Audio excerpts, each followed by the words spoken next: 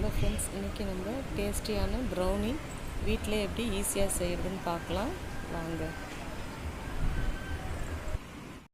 Hi friends, எல்லோரும் எப்படி இருக்கிறீங்க? நல்லா இருக்கீங்களா?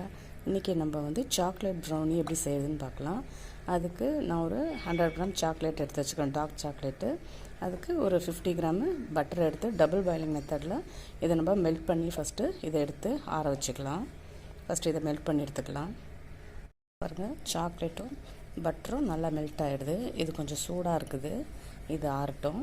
அதுக்குள்ளே நம்ம பேட்டர் எப்படி ரெடி பண்ணுறதுன்னு சொல்லிட்டு பார்க்கலாம் வாங்க. ஹலோ ஃப்ரெண்ட்ஸ், இப்போ பாருங்கள், நம்ம 3 முட்டை உடச்சி வச்சுருக்குறோம். அது கூட ஒரு ஒரு 1/4 ஸ்பூன் ஒரு கொஞ்சமாக லைட்டாக உப்பு சேர்த்துக்கோங்க.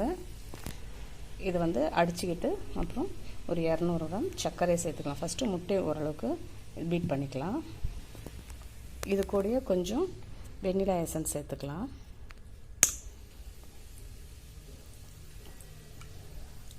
போதும். இப்போது லைட்டாக முட்டையை கொஞ்சம் பீட் பண்ணிக்கலாம். இப்போ பாருங்கள், முட்டையை நம்ம ஓரளவுக்கு அடைச்சி வச்சிட்டோம். இப்போ அடுத்தது நம்ம சர்க்கரையை சேர்த்துக்கலாம்.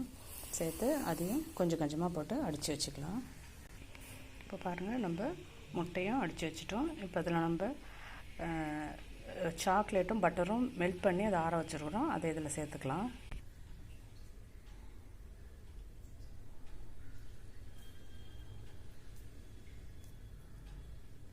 மைதாவும் 1/4 கப்பு இதில் சேர்த்துக்கிட்டோம்.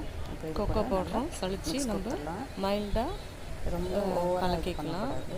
மைல்டாக தான் இது பண்ணணும். இது கையால் தான் செய்யணும். மைல்டாக கலக்கிக்க வேண்டியது தான்.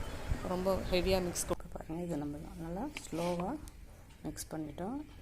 இதை நான் ஏற்கனவே ஒரு பேக்கிங் ட்ரேயில் க்ரீஸ் பண்ணி பட்டர் பேப்பர் போட்டு வச்சுருக்குறேன். இப்போ இதை எடுத்து அதில் ஊற்றிடலாம். இப்போது இதை ட்ரேயில் மாற்றியாச்சு. அதை நல்லா டேப் பண்ணி ஏர்லாம் ரிலீஸ் பண்ணிவிட்டு இதுக்கு மேலே கொஞ்சம் சாக்லேட் சிப்ஸை மேலே லைட்டாக அப்படியே தூவி விட்டுக்கலாம். தூவி விட்டு இது ஓவனில் 180 டிகிரியில் 10 மினிட்ஸ் ஃப்ரீ ஹீட் பண்ணி வச்சுக்கலாம். இப்போ பாருங்கள், இது 180 டிகிரியில் 10 மினிட்ஸ் ஃப்ரீ ஹீட் பண்ணி வச்சுருக்குறேன். இப்போ நம்ம பேக் பண்ணி வச்சுருக்கிற ப்ரௌனியை இதுக்குள்ளே வச்சுக்கலாம்.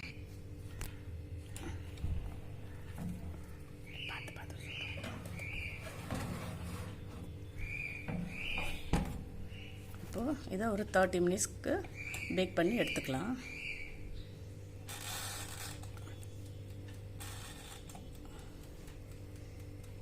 இப்போ பாருங்கள் ஃப்ரெண்ட்ஸ், நம்மளோடது ப்ரௌனி ரெடி ஆகிடுது.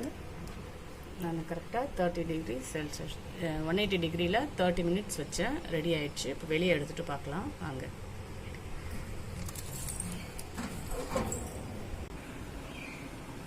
பாருங்கள் ஃப்ரெண்ட்ஸ், நம்மளோடது ப்ரௌனி ரெடி ஆகிடுச்சு. இது கொஞ்சம் கூலிங் ஆகட்டும்.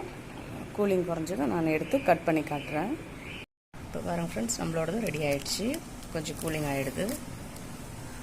இப்போ இதை நம்ம எடுத்து கட் பண்ணிக்கலாம்.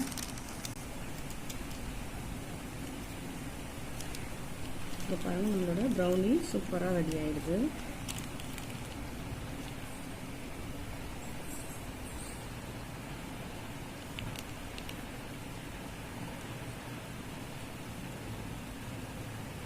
இதுமாரி உடஞ்சி வந்தால் தான் அது ப்ரௌனி நல்லா நம்மளுக்கு வந்துருக்குதுன்னு அர்த்தம். இதை பாருங்கள்,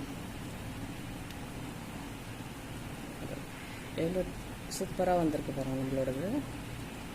அவ்வளோதான் ஃப்ரெண்ட்ஸ், நீங்களும் இது ரொம்ப ஈஸி தான். நீங்களும் வீட்டில் ட்ரை பண்ணி பாருங்கள்.